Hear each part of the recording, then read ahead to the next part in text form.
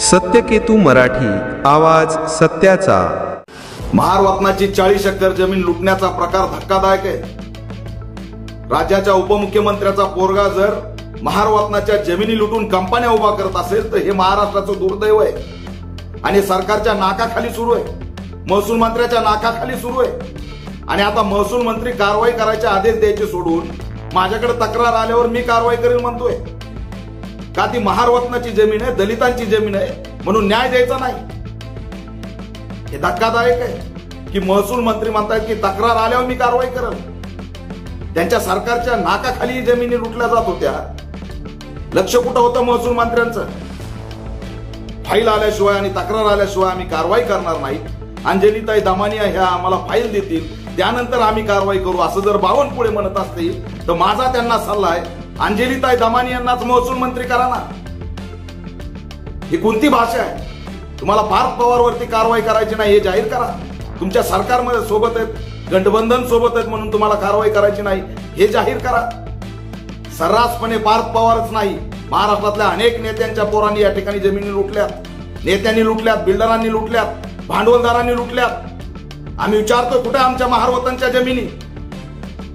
सामाजिक बहिष्कार आमच्यावरती गावामध्ये आम्ही महार आहे म्हणून टाकता आणि त्यांच्या जमिनी लुटताना लाज वाटत नाही, तेव्हा तुम्हाला असणार जातीवाद त्या ठिकाणी दिसत नाही। महारत्नाच्या जमिनी लुटणं ही अट्रॉसिटी आहे, कारवाई झाली पाहिजे। ताब्यात घ्या या भांडवलदारांना, उद्योजकांना ज्यांनी ज्यांनी असणार महारत्नाच्या जमिनी लुटल्या। साधी कुठलीही जमीन घ्या, पार्टनर केलं जातं आणि महार समाजाचे म्हणून त्यांना तुम्ही 5-10 हजार रुपये देताय आणि हे खुलेआम सुरू आहे। श्वेतपत्रिका सरकारने जाहीर करावी की आज महाराष्ट्रात किती जमिनी महारत्नाच्या अस्तित्वात आहेत, त्यांच्यावर कुणाचे ताबे आहेत। राज्यातल्या सर्व कलेक्टरांना आरोपी करावं। कलेक्टरच्या सहीशिवाय हा सावळा गोंधळ सुरू नाही। सरकारच्या नाकाखाली पुण्यामध्ये कोरेगाव पार्क मध्ये मोक्याच्या ठिकाणी महारत्नाची जमीन लुटली जात होती। काय करत होतं सरकार? मी आभार मानतो G24 तासचे की त्यांनी महारत्न जमिनीच्या संदर्भात या ठिकाणचा हा भ्रष्टाचार बाहेर काढला।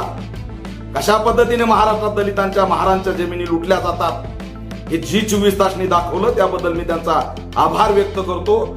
जे सरकारला जमलं नाही ते G24 तासनी करून दाखवलं। दलित आहे म्हणून नाकारायचं, त्यांच्या जमिनी लुटायच्या। या ठिकाणी याच्यामध्ये नव्याने भूमिका घेतली पाहिजे आणि महारत्नाच्या जमिनी ज्यांनी ज्यांनी ताब्यात घेतल्यात त्यांना असणारं अटक झाली पाहिजे, अट्रॉसिटी झाली पाहिजे, अशी ऑल इंडिया पॅंथर सेनेची मागणी आहे। सत्यकेतू मराठी, आवाज सत्याचा।